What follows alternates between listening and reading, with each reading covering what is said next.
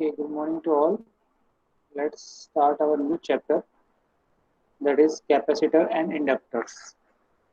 Okay, अभी तक हमने बेसिकली डीसी एनालिसिस की है, अभी तक सिर्फ डीसी सर्किट्स देखे हैं और उसमें रेजिस्टेंस ही देखे हैं ना। ठीक है, अब जो प्रैक्टिकल सर्किट्स हैं वो प्योर रेजिस्टिव होते नहीं। ठीक है, उसमें कुछ ना कुछ आपके कैपेसिटर्स और इंडक्टर्स होते हैं। तो उससे पहले उन सर्किट्स को एनालाइज करने के लिए सबसे पहले आपको पता होनी चाहिए कि कैपेसिटर क्या होता है, इंडक्टर क्या होता है और कैपेसिटर वर्क कैसे करता है। अगर आपके सर्किट के अंदर कैपेसिटर है और इंडक्टर है तो कैसे एनालाइज करना है उसे। अगर डीसी है तो कैसे एनालाइज करना है, अगर एसी है तो कैसे एनालाइज करना है। रेजिस्टेंस में ये दिक्कत नहीं थी, रेजिस्टेंस में चाहे आप एसी अप्लाई करो या डीसी, वो आपका अलग बिहेव नहीं करता। But capacitor inductance both basically behave differently for input signal. Okay, तो हम बेसिकली आज जो पढ़ेंगे कैपेसिटर्स और इंडक्टर्स। ठीक है, तो उससे चलो स्टार्ट कर लेते हैं। प्रीवियस में हमने आपके नेटवर्क थ्योरम्स खत्म कर लिए थे। ओके, अभी आपको मैं 2-3 दिन के अंदर नेटवर्क थ्योरम्स के ऊपर भी असाइनमेंट दे दूंगा। Okay, now let's start our unit. First capacitors. तो अभी तक हमने जो भी देखा है कि भी अभी सिर्फ रजिस्टिव सर्किट्स ही देखे हैं। ठीक है, तो अब इसके अंदर हम बेसिकली दो quantity passive circuit elements, linear, और बेसिकली हम इनको लीनियर भी कहते हैं। 90% जो हमने मतलब पूरे कोर्स के अंदर जो अभी स्टडी करेंगे capacitors and inductors, we are considering them as linear. ठीक है, नॉन लीनियर कैपेसिटर और इंडक्टर्स भी होते हैं, क्या होते हैं वो हम पढ़ेंगे, बट हम क्या मान के चलेंगे कि दे आर लीनियर। ओके, तो द न्यू और पैसिव है, ये मैं बता चुका हूँ, एक्टिव एंड पैसिव। ये पैसिव है, रेजिस्टेंस भी पैसिव था। ठीक है, दे विल कंज्यूम एनर्जी। ठीक है, तो कैपेसिटर्स एंड इंडक्टर्स। अब इसमें क्या था कि रेजिस्टर सिर्फ एनर्जी डिसिपेट ही करता था, गारंटेड था। बट कैपेसिटर्स और इंडक्टर्स के पास क्या है, दे स्टोर एनर्जी। ठीक है भाई, उनमें एनर्जी कुछ खर्च तो होती है लेकिन वो स्टोरेज डिवाइस, तो उनको हम स्टोर एलिमेंट्स भी कहते हैं या स्टोरेज एनर्जी एलिमेंट्स भी कहते हैं। ठीक है, वो डिसिपेट नहीं करता, वो बेसिकली क्या करते हैं, एनर्जी को ट्रांसफर करते हैं। पहले एनर्जी, अगर एक आइडियल कैपेसिटर इंडक्टर की बात करूं तो अगर वो 100% एनर्जी ले रहे हैं तो वो बेसिकली एक बार स्टोर करेंगे 100 एनर्जी, और फिर उसके बाद में आप कोई भी दूसरी डिवाइस लगाओगे तो उसको 100% एनर्जी दे देंगे विदाउट एनी डिसिपेशन। ये आइडियल कैपेसिटर की बात कर रहे हैं, बट प्रैक्टिकली ऐसा नहीं होता। अगर आप कोई भी चीज़ लेते हो, सपोज फॉर एग्जाम्पल आपने 50 जूल्स एनर्जी ली, अगर आइडियल हो तो आप 50 जूल्स ले लोगे और 50 जूल्स आगे ट्रांसफर कर दोगे। बट प्रैक्टिकली ऐसा पॉसिबल नहीं है। 50 जूल्स आप ले लोगे, जरूरी नहीं कि पूरी आए, कुछ अगर वो प्रैक्टिकल कैपेसिटर का 49 आए, और फिर जब आप देने की बारी आएगी तो आप कुछ ना कुछ कंज्यूम डिसिपेट होके लास्ट में आप 45 या 40 दे दोगे। तो इसलिए ये पैसिव डिवाइस है। ओके, अब एप्लीकेशन जो रजिस्टिव सर्किट है वो काफ़ी लिमिटेड है, बहुत पहले। आप अगर बात करो, जो आपके घर में पंखा लगा रहता है, फैन, उसके अंदर रेगुलेटर के अंदर वो बेसिकली क्या लगा होता था, पहले रजिस्टिव सर्किट ही लगा होता था। ठीक है, बट वो बेसिकली क्यों हटाया गया, क्योंकि उसमें बेसिकली एनर्जी डिसिपेट ही हो रही है। ठीक है, फिर उसके बाद में उसको दूर करने के लिए आपके ट्राइएक्स, डायक वगैरह लगाए गए, क्योंकि वो एनर्जी को बेसिकली स्टोर करते हैं और ज़्यादा कंज्यूम नहीं करते। ठीक है, तो रजिस्टिव सर्किट का जो हमारे पास जितने भी एप्लीकेशन है वो लिमिटेड है। ठीक है, अब दूसरा जो मैक्सिमम जो हम पहला जो चैप्टर इंट्रोड्यूस करने वाले हैं वो कैपेसिटर्स हैं। आज हम कैपेसिटर को ही देखेंगे, कैपेसिटर कैसे बिहेव करता है, कैपेसिटर क्या होता है। नेक्स्ट क्लास में हम इंडक्टर्स को खत्म करेंगे, फिर उसके ऊपर question. So with the introductions of capacitor and inductors in this chapter, we will be analyze more important and practical circuits. ठीक है, अब एक चीज ध्यान रखना कि जितने भी हमने कॉन्सेप्ट पढ़े हैं प्रीवियस चैप्टर में, केवीएल, केसीएल, ओम्स लॉ वगैरह थ्योरम्स, वो उतने ही बेसिकली वो रेजिस्टेंस पे आपने अप्लाई किए थे। बट अगर कैपेसिटर इंडक्टर हैं तो उस पर भी लागू। ठीक है, नियम बदलेंगे नहीं अपने laws. Okay, now let's start our capacitors. Okay, a capacitor is a passive element designed to store energy in electric field. ये एनर्जी स्टोर कर रहा है in the form of electric field. जब इंडक्टर पढ़ेंगे वो भी एनर्जी स्टोर कर रहा है, but in the form of magnetic field. Okay, तो ये आपके कैपेसिटर्स इलेक्ट्रिक फील्ड के अंदर एनर्जी स्टोर करेंगे। ओके, अब रजिस्टर के बाद में capacitor is the most common electrical components. ठीक है, कहाँ कहाँ यूज होते हैं? Capacitors are use extensively in electronics, communications, computer and power system. आप कोई भी इलेक्ट्रॉनिक्स आइटम उठा के देख लो, जब वो खराब हो जाता है, आप उसकी पीसीबी निकालते हो, ठीक है, पीसीबी बोर्ड निकालते हो, तो उसके ऊपर क्या होता है? कैपेसिटर्स एम्बेडेड होते हैं, यानी हर एक इलेक्ट्रॉनिक डिवाइस के अंदर आपके कैपेसिटर तो आपको मिलेगा ही मिलेगा, ठीक है। फिर कहाँ पे बेसिकली यूज करते हैं ये? They are used in tuning circuits of radio receivers and as dynamic memory elements in computer system. जहाँ पे भी मेमोरी की बात है, कोई भी चीज अगर आपको कंप्यूटर के अंदर स्टोर करते हैं, बेसिकली वो क्या क्या यूज है उसके अंदर? इनडायरेक्टली वो किसके फॉर्म में होगा? कैपेसिटेंस के।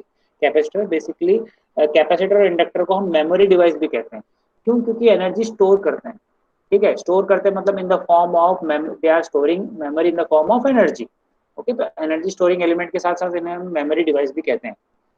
और दूसरा कहाँ पे, जो आप कैलकुलेटर यूज करते हो, जिसके अंदर आप basically subtraction, integration, differentiation analog computers के अंदर डायरेक्ट कर लेते हो, वो बेसिकली क्या है? कॉम्बिनेशन ऑफ, अभी एनालॉग इलेक्ट्रॉनिक्स पढ़ रहे हो, उसके अंदर आप बीजेटी पढ़ रहे हो, ठीक है, डायोड आपने पढ़ा है, तो बीजेटी पढ़ोगे तो उसके बाद में आप ओपैम्स पढ़ोगे। आपके फोर्थ और फिफ्थ यूनिट एनालॉग इलेक्ट्रॉनिक्स के अंदर ओपैम्स है, that is operational amplifier, most important है।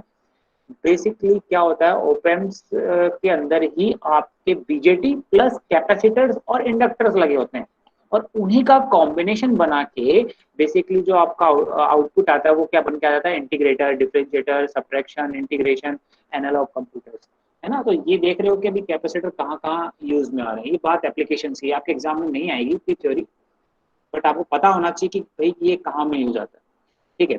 अब इसकी कंस्ट्रक्शन की बात करें, कंस्ट्रक्शन में आप देख रहे हो कि इसकी दो बेसिकली पैरेलल प्लेट कैपेसिटर की बात करेंगे तो इसके पास क्या होता है? दो प्लेट्स होते हैं, ठीक है। ये देखिए, एक ये वन है, ये प्लेट है आपकी पैरेलल प्लेट कैपेसिटर के अंदर, ओके। और इसके बीच में क्या होता है? एक डाइलेक्ट्रिक होता है, उसकी परमिटिविटी क्या होगी? ई, सपोज, ठीक है। और सपोज जो प्लेट का जो एरिया है उसको हमने डिनोट किया है कैपिटल ए से, और जो प्लेट के बीच में जो डिस्टेंस है जिसके अंदर हमारी डाइलेक्ट्रिक भरी हुई है, उसका डिस्टेंस है, विड्थ मैं कहूँ उसका डी है। तो जो कैपेसिटेंस होगा इसकी वजह से वो होगा C is equal to epsilon E, that is permittivity, into A upon T. ये कैपेसिटेंस होता है पैरेलल प्लेट कैपेसिटर के, आपके डेरिवेशन नहीं है, ओके। अब क्वेश्चन आता है कि what is dielectric? Dielectric nothing but insulator मान लो, ठीक है, मतलब इन दोनों के बीच में करंट पास होने नहीं देगा, ठीक है। तो डाइलेक्ट्रिक किस चीज की भी हो सकती है? आपके एयर भी हो सकता है, आप खाली जगह छोड़ दो, एयर के अंदर करंट ट्रांसफर नहीं होता, ठीक है। या फिर बीच में आप रबर डाल सकते हो या पेपर डाल सकते हो, ठीक है, वुडन की चीज डाल सकते हो, ओके। तो डाइलेक्ट्रिक विद परमिटिव ई, जितनी ई की वैल्यू ज्यादा होगी उतना स्ट्रॉन्ग इंसुलेटर होगा, ठीक है, ओके। तो ये है। अब इन जो प्लेट होती है वो किस चीज की बनी होती है? वो होती है एल्यूमिनियम फॉइल मैक्सिमम, ठीक है। मैक्सिमम ज्यादा केस में हम एल्यूमिनियम फॉइल की जो प्लेट होती है। दूसरा डाइलेक्ट्रिक मैं आपको बताता हूँ, it it it will be of air, ceramic, paper और माइका, ओके। तो ये इसका बेसिक कंस्ट्रक्शन हुआ। अब हम क्या कर रहे हैं कि सपोज इन दोनों के एंड पे मैंने एक वोल्टेज सोर्स कनेक्ट कर दिया, ठीक है। सी दिस फिगर, ये वाली फिगर देखिए, ठीक है। तो इसमें हमने आपके एक वोल्टेज सोर्स कनेक्ट कर दिया, प्लस और माइनस, ठीक है। अब बेसिकली क्या होता है? जो प्लस वाले टर्मिनल से चार्ज, ओके, चार्ज हम पढ़ चुके क्या है? ये प्लस वाले चार्ज कहाँ पे एक्यूमुलेट हो जाएंगे? इस लेफ्ट साइड, इस पाथ से, ओके। और ये नेगेटिव वाले चार्ज है वो कहाँ से एक्यूमुलेट हो जाएंगे? इस वाले पे। यानी दोनों प्लेट्स पे, इस पे तो प्लस क्यू चार्ज आ गया और इस पे क्या आ गया? Minus Q. अगर आपको कोई पूछे what is the charge on, net charge on this, ठीक है, तो वो तो हम जीरो ही कहेंगे, हमेशा जीरो रहेगा क्योंकि ये प्लस क्यू है या माइनस क्यू है। बट क्वेश्चन के अंदर वो अगर आपको पूछता है तो हमेशा इनडायरेक्टली वो पूछता है व्हाट इज द चार्ज पर प्लेट कैपेसिटर, यानी एक प्लेट पे, तो वो होगा क्यू, उसका मैग्नीट्यूड क्यू होगा, okay. So when a voltage source is connected to the capacitor, that source deposits a positive charge on one plate and a negative charge on the other. The capacitor is said to store the electric charge. ठीक है, और कितना charge store करेगा? Q, okay, एक per plate, okay. The amount of charge stored represented by Q is directly proportional to voltage. ये directly proportional किसके? Voltage है। Q is directly proportional to applied voltage, okay. And the constant of proportionality is nothing but C. Capacitance, ये सीधी equation, Q is equal to CV। Okay, ये आपकी basically equation है आपकी, Q is equal to CV। आपको याद रखना है, मैक्सिमम न्यूमेरिकल्स के अंदर ये काम आएगी। ठीक है, so the charge accumulated is directly proportional to voltage. कितना चार्ज एक्यूमुलेट होगा, जितना आप सोर्स दोगे उसी से तो निकलेगा, डायरेक्टली प्रोपोर्शनल है। कौन और कितना जरूरी नहीं है, साथ ही साथ जो कैपेसिटेंस है वो किस पे डिपेंड करेगी, पैरा इसके आपके प्लेट के पैरामीटर्स पे। अभी आपने देखा ये वाली equation, C is epsilon A upon D। So capacitance does not depend on applied voltage. Okay, so it definitely depends on the construction or the structure of plates, parallel plates. Okay, ये ध्यान रखने वाली चीज है। It only depends on permittivity, जो dielectric strength है उसकी permittivity कितनी है, उसका एरिया कितना है प्लेट का, कितना बड़ा है, और इन दोनों के बीच में डिस्टेंस कितना है। जितना डिस्टेंस कम होगा उतनी ज्यादा कैपेसिटेंस होगी। ओके, ऐसे जितना ज्यादा एरिया होगा उतना ज्यादा कैपेसिटेंस होगी। परमिटिविटी भी जिसकी ज्यादा होगी, डायलैक्ट्रिक अच्छी होगी, तो कैपेसिटेंस क्या होगा, ज्यादा होगा। इन पे क्वेश्चन आ सकते हैं आपके, तो ये फॉर्मूला आपको ध्यान रखना है। नाउ वेयर, ये बता दिया, where C is the constant of proportionality is known as the capacitance of the capacitor. Okay, और यूनिट ऑफ कैपेसिटेंस मैं पहले बता चुका हूं, दैट इज फेराड। जो आपके जो फेमस साइंटिस्ट है फेराडे, उसके ऊपर बेसिकली दिया गया है। ओके, फेराडे कैपिटल F से डिनोट होगा, ये ध्यान रखना, capital F not small f। Okay, तो अगर हम जो आपने फॉर्मूला पढ़ा है उससे अगर आप कैपेसिटेंस की डेफिनेशन बताओगे तो सिंपल बता सकते हो, what is capacitance is the ratio of charge on one plate, C on one plate. Okay, ध्यान रखना, क्योंकि दोनों प्लेट को मिला के नेट चार्ज तो क्या हो गया, जीरो हो गया, ये ध्यान रखने वाली चीज है। तो capacitance is the ratio of charge on one plate of a capacitor to the voltage difference between the two plates. ठीक है, मेजर्ड इन फैराड्स। ये देखो, Q is equal to CV है, तो C इज इक्वल टू आप क्या लिख सकते हो, Q by V। Okay, charge on one volt one plate divided by voltage difference between two plates, ये ध्यान रखना। इन दोनों के बीच में वोल्टेज डिफरेंस कितना है, ये V तो है, ध्यान रखना। डेफिनेशन बहुत सारी है इसकी। ओके, दूसरा, या फिर मैं ये कह सकता हूँ दूसरा में, alternative capacitance is the amount of charge stored per plate for a unit voltage in a voltage difference in a capacitor. ये भी डिफाइन कर सकते हो, कोई दिक्कत नहीं है। तो 1 फैराड की वैल्यू कितनी होगी, 1 फैराड की वैल्यू होगी आपकी Q बाई C। Q अगर 1 फैराड लिया तो Q भी कितना होगा, यूनिट 1, और Q का यूनिट क्या होता है, कूलम। तो 1 coulomb divided by 1 volt will be equal to 1 farad. ठीक है, अब अभी हमने देखा कि भाई ऑल्दो कैपेसिटेंस बेसिकली रेशियो है किसका, आपका चार्ज का और वोल्टेज का, बट ये इन पे डिपेंड नहीं कर रहा है। It only depends on physical dimension of the capacitor, जो कि कहां से आया, ये T is equal to epsilon A upon D।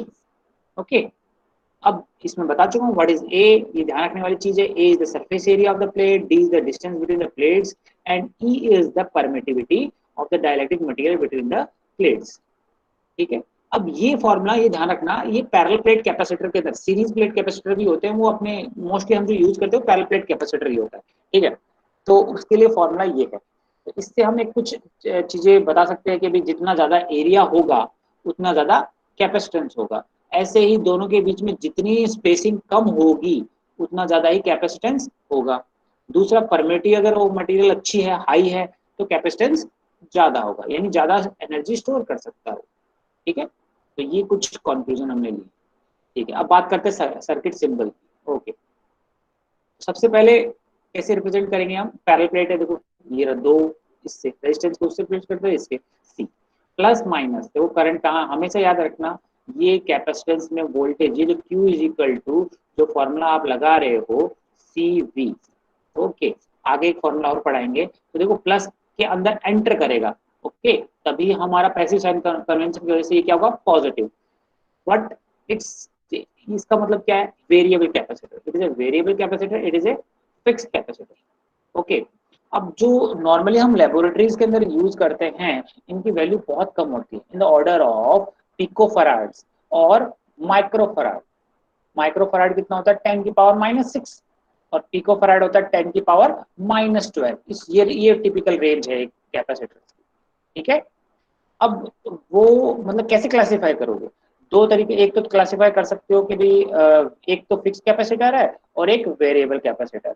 Okay, variable capacitor आप कहाँ यूज करते हो ज्यादातर? आप यूज करते हो एफएम के अंदर। बेसिकली आप ट्यूनिंग करते हो, आप बेसिकली उस नॉब को हिला, आप क्या कर रहे हो, बेसिकली आप कर क्या रहे हो, उसकी फ्रीक्वेंसी चेंज कर रहे हो। तो फ्रीक्वेंसी चेंज बेसिकली कैसे, कौन चेंज करता है? कैपेसिटेंस चेंज करता है। ठीक है, आप एनालॉग इलेक्ट्रॉनिक्स में पढ़ोगे आप।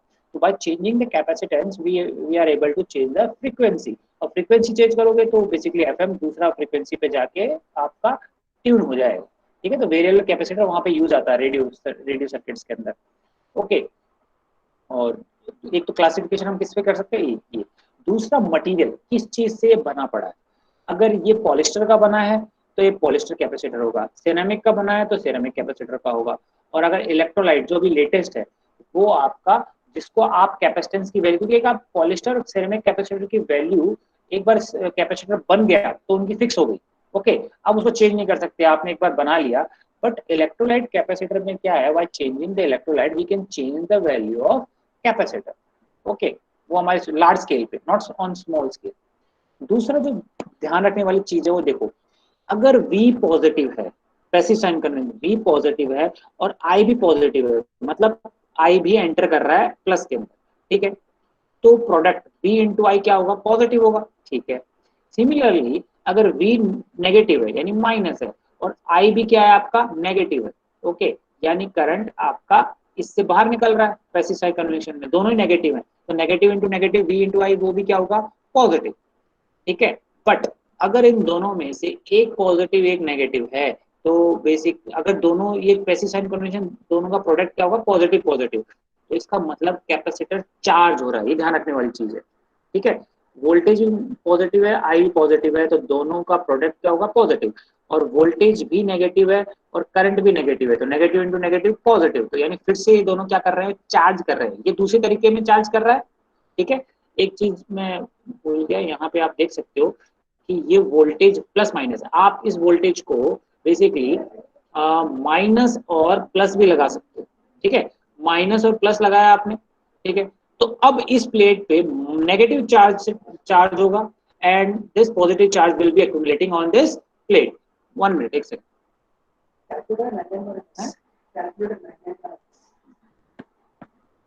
ओके, तो अब ये ध्यान रखने वाली है, यानी जो आप वोल्टेज अप्लाई करोगे उस हिसाब से आपकी प्लेट्स चार्ज हो जाएंगी। ठीक है, तो ये ध्यान रखने वाली चीजें यहाँ पे है कि भाई अगर दोनों का प्रोडक्ट पॉजिटिव है और या दोनों का प्रोडक्ट दोनों नेगेटिव है तो दो भी पॉजिटिव है तो कैपेसिटर चार्ज कर रहा है। ओके, बट अगर V और I का product is negative, it means they are, the capacitor is discharge.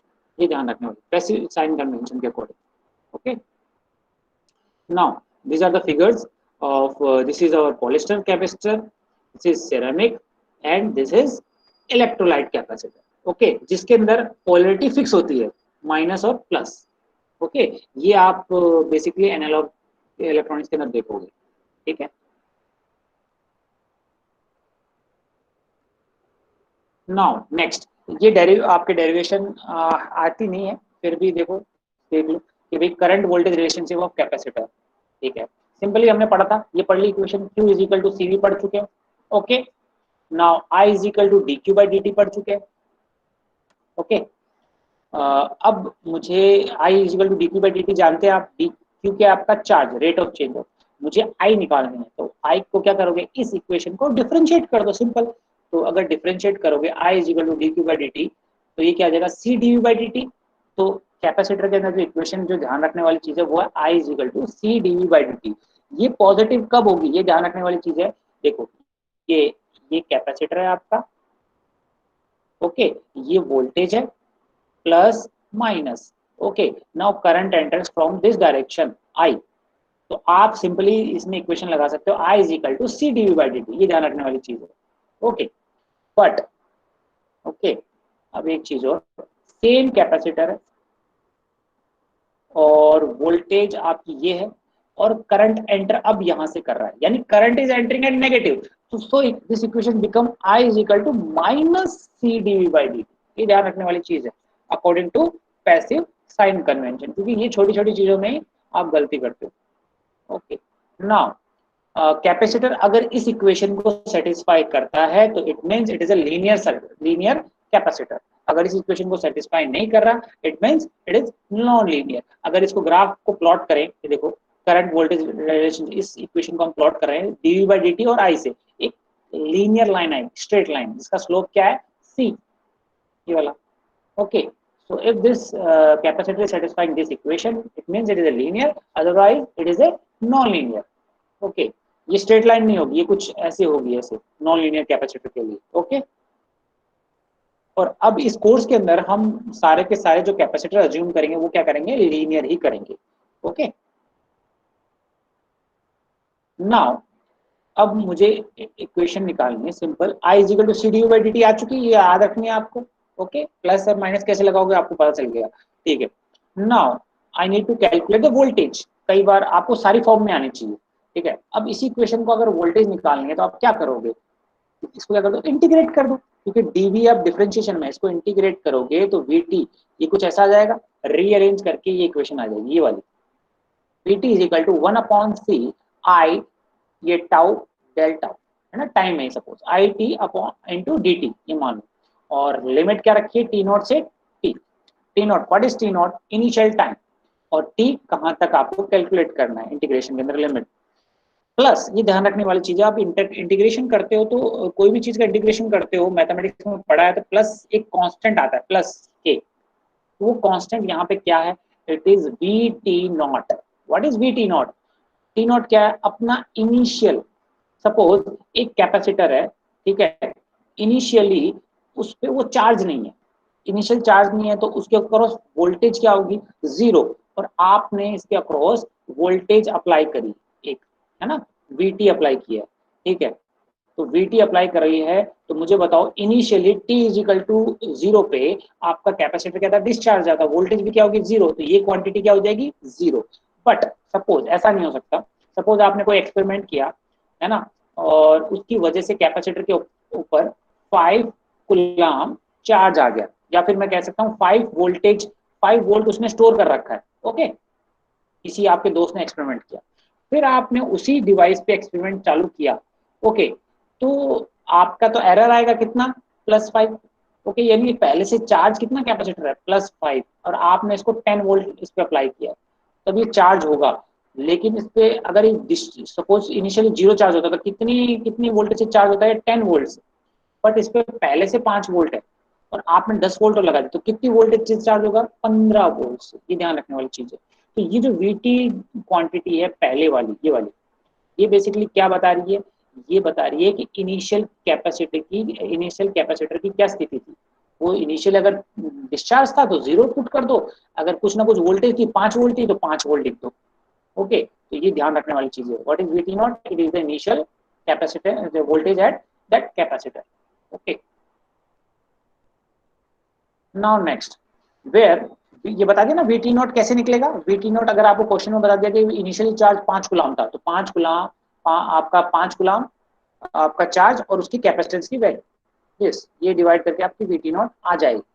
Okay, now above equation shows that the capacitor voltage depends on past history of the capacitor. मतलब इसका मतलब ये है कि capacitance की जो फाइनल वैल्यू है वो नो डाउट उसके पहले क्या एक्सपेरिमेंट हुआ था उसके साथ, ठीक है, कोई भी घटना, तो बेसिकली हम इसे मेमोरी डिवाइस भी कहते हैं, मतलब उसने स्टोर कर रखा है, वो जीरो नहीं हुआ। नो डाउट मैंने 5 वोल्ट देख के उसको बंद कर दिया, बट उसने क्या कर रखा है, स्टोर कर रखा है, ठीक है। नाउ इंस्टेंटेनियस पावर, अब इसका पावर निकालते हैं। पावर, अगर इंस्टेंटेनियस पावर निकालना तो क्या होता है, V into I, V into I क्या होता है, C D by D T, तो P is equal to C D by D T होता है। अब कोई क्वेश्चन में मैक्सिमम पूछता है कि ये कैपेसिटेंस कितनी एनर्जी स्टोर करता है, तो एनर्जी के लिए क्या करोगे, इसको इंटीग्रेट कर दोगे विद टी। ओके, तो ये रहा, इंटीग्रेशन किया है माइनस इन्फिनिटी से टी तक। सपोज पास्ट हिस्ट्री से भी अगर हम इसको करेंगे भाई, आपने चालू किया है 1 मिनट से चालू, सपोज 1 PM से चालू किया है, ठीक है, तो इसकी पास्ट हिस्ट्री मतलब 12 बजे, ये क्या हुआ होगा, नेगेटिव नेगेटिव टाइम हो गया होगा, इसलिए माइनस इन्फिनिटी ले रहे हैं। ओके, तो माइनस इन्फिनिटी से लेके टी, ओके, चार्ज कर रहे हैं पी डेल्टा, कुछ नहीं करना है आपको, देखो पी डेल्टा की जगह हमें क्या लिखना है, C D by D T, तो डी टी और डी टी से कैंसिल आउट हो गए, ठीक है, और वी डी वी बचा, इंटीग्रेशन किया है, ठीक है, तो हमारे पास लिमिट बच गई हाफ सी वी का स्क्वायर। वी का इंटीग्रेशन क्या होता है, वी स्क्वायर बाई टू। तो जो आप पढ़ते हो हमेशा कि what is energy stored by capacitor, it is half C V by square, वो तो इस डेरिवेशन से आया है आपके। और लिमिट क्या पुट की है, वी माइनस इन्फिनिटी से वी टी। माइनस इन्फिनिटी मतलब पहले इन्फिनाइट जब ये बना था उस टाइम कैपेसिटेंस इसके अक्रॉस वोल्टेज क्या रही होगी, zero for example. Okay, minus infinity zero रहेगी, कि we note that minus infinity पे मतलब स्टार्टिंग में जैसे बना होगा उसके बाद में तो पता नहीं कितने एक्सपेरिमेंट हुए, तो हमने अज्यूम कर लिया कि वो वोल्टेज क्या रही होगी, जीरो। तो सिंपल आपकी जो एनर्जी स्टोर वो जो वो क्या हो जाएगी, half C V half C V square. अगर आपको कोई पूछे कि भाई मुझे बताओ 5 PM से लेकर 6 PM के बीच में एनर्जी स्टोर कितनी करेंगे, तो ये लिमिट कितनी हो जाएगी आपकी, 5 to 6। आपके अकॉर्डिंग, क्वेश्चन के अकॉर्डिंग ये चेंज होती रहेगी।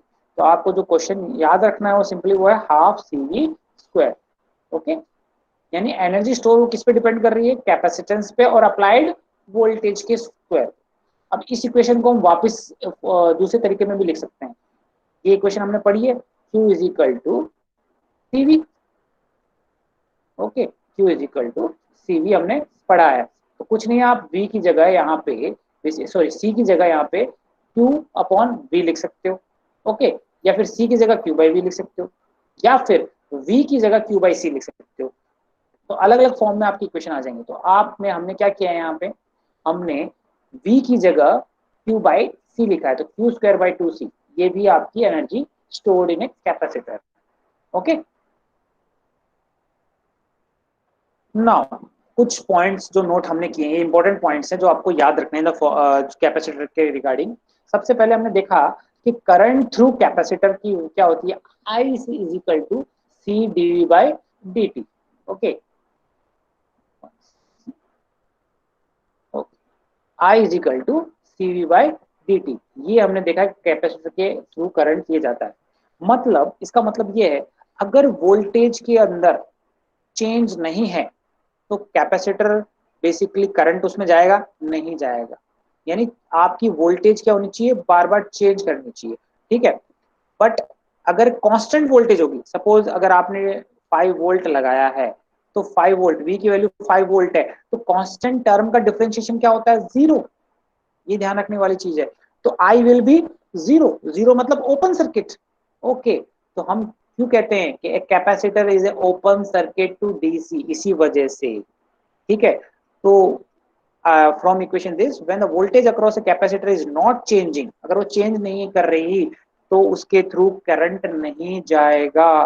तो कैपेसिटर की जो करंट जाएगा उसके क्रॉस क्या होगा, जीरो, मतलब ओपन सर्किट होगा। जीरो करंट का मतलब होता है कि भाई कैपेसिटेंस ओपन सर्किट। इसलिए तो हम कहते हैं जब भी डीसी वोल्टेज आप कैपेसिटेंस के अक्रॉस लगाओ तो मतलब उस सर्किट को क्या कर दो, ओपन सर्किट, ठीक है ना। करंट जीरो हो जाएगा ओपन सर्किट के अंदर, ये ध्यान रखने वाली चीज है। और the voltage on the capacitor must be continuous, ठीक है, कंटिन्यूअस, टुकड़ों में नहीं होनी चाहिए। The voltage on capacitor can not change abruptly, ठीक है। कैपेसिटर की अलग डेफिनेशन भी एक ये भी मैंने बताई थी प्रीवियस क्लास में। What is capacitance, it is the ability of an element to the oppose change in voltage, ये ध्यान रखने वाली चीज, ये चेंज इन वोल्टेज को अपोज करता है। सॉरी, रजिस्टर क्या करता था, बेसिकली करंट के फ्लो को अपोज करता था, ये ध्यान रखने वाली चीज है, करंट के फ्लो को। और इंडक्टर क्या करता था, चेंज इन करंट को, करंट इन जो करंट में चेंज हो रहा है ऊपर नीचे उसको अपोज करता था। ऐसे ही कैपेसिटर क्या करता है, चेंज इन वोल्टेज को अपोज करता है। यानी कैपेसिटर के अक्रॉस वोल्टेज इतनी जल्दी चेंज नहीं होगी, धीरे धीरे चेंज होती है। ऐसा नहीं है कि आपने 5 वोल्ट लगाया तुरंत तो 5 वोल्ट से चार्ज होगा, नहीं, वो धीरे धीरे चार्ज होगा। 1 वोल्ट, 2 वोल्ट, 3 वोल्ट, 4 वोल्ट, धीरे धीरे। अब ठीक है ना। द आइडियल दूसरा, आइडियल कैपेसिटर की अगर हम बात करें तो वो क्या होगा, the ideal capacitor does not dissipate energy, वो एनर्जी को डिसिपेट करेगा ही नहीं, है ना। It takes the power from the circuit when storing energy in its field and returns previously stored energy when delivering power to the circuit. मतलब ये क्या करेगा, जब एनर्जी ले रहा है तो उसको एनर्जी को क्या करेगा, 100% स्टोर करेगा। आइडियल कैपेसिटर है, सपोज 100 जूल आ रही है तो 100 जूल को उसने स्टोर कर दिया। फिर उसी कैपेसिटर को हमने एक रेजिस्टेंस के अक्रॉस लगाया सपोज, तो it will transfer that capacitance value to the register, okay, and it will be transferring the 100% energy, that is 100 joule to the register, that is ideal capacitor. But basically जो आपके capacitor जो हम कर रहे हैं वो non ideal है, यानी वो कुछ ना कुछ एनर्जी डिसिपेट करेंगे ही करेंगे, that why they are passive element. Okay, तो अगर इसका अगर एक्यूरेट अगर हम सर्किट बनाएं, ठीक है, आइडियल सर्किट बनाएं, वो कुछ ऐसा होता है. Sorry, non ideal circuit, sorry, ideal circuit में तो कैपेसिटेंस होता है, नॉन आइडियल सर्किट में क्या होता है, पैरेलल में कैपेसिटेंस होता है, लीकेज रेजिस्टेंस, जिसमें एनर्जी डिसिपेट करता है, बट उसकी वैल्यू कितनी होती है, 100 मेगा ओम, इस रेंज का होता है. 100 मेगा ओम मतलब बहुत ज्यादा रेजिस्टेंस, तो इसको हटा ही दो. मतलब 100 इंफिनिटी का मतलब इन्फिनाइट रेजिस्टेंस का मतलब ओपन सर्किट, तो ये 100 मेगा ओम है, तो इसलिए हम इसको पूरे को नेग्लेक्ट करते ही चलते हैं हमारे पूरे कोर्स के अंदर. Otherwise, this is the exact practical circuit of a capacitor. We are neglecting because this its value is 100 mega ohm. Okay, so a minimum of very less current will pass through this leakage resistance. So it can be neglected. Okay, ये non ideal की बात हुई. Okay, now let's take some questions. Okay, after that we will be taking ideal capacitor active चलाएंगे, ideal capacitor ideal active होते हैं, हाँ कह सकते हो एक्टिव आप. एलिमेंट. एक्टिव एलिमेंट भी नहीं कह सकते, क्योंकि देखो एक्टिव एलिमेंट का क्या होता है ये मुझे बताओ आप. एक्टिव एलिमेंट का मतलब ये होता है कि खुद एनर्जी प्रोड्यूस करे, ठीक है, बट कैपेसिटर क्या कर रहा है, किसी और से एनर्जी लेके उसी एनर्जी को ट्रांसफर कर रहा है. तो मुझे बताओ ट्रांसफॉर्मर भी क्या कर रहा था, एक वोल्टेज एक प्राइमरी साइड से एक एनर्जी को लेके सेकेंडरी में ट्रांसफर कर रहा है. तो हम इसको उस आइडियल को नाम एक्टिव कह सकते हैं ना पैसिव कह सकते हैं. ओके, क्योंकि हमारा एक्टिव की डेफिनेशन क्या है, एक्टिव की डेफिनेशन है कि it must transfer give some energy to other. ठीक है, ये तो सिर्फ एक्टिव अगर आइडियल कैपेसिटर की बात करूं तो ये तो सिर्फ क्या कर रहा है, एनर्जी को ट्रांसफर कर रहा है, ये खुद की एनर्जी नहीं है. ओके, तो इसलिए खुद का अगर खुद ही एनर्जी पैदा करता तो हम इसको एक्टिव कहते हैं. ठीक है, so that's why ideal capacitor को भी हम एक्टिव नहीं कह सकते. ओके,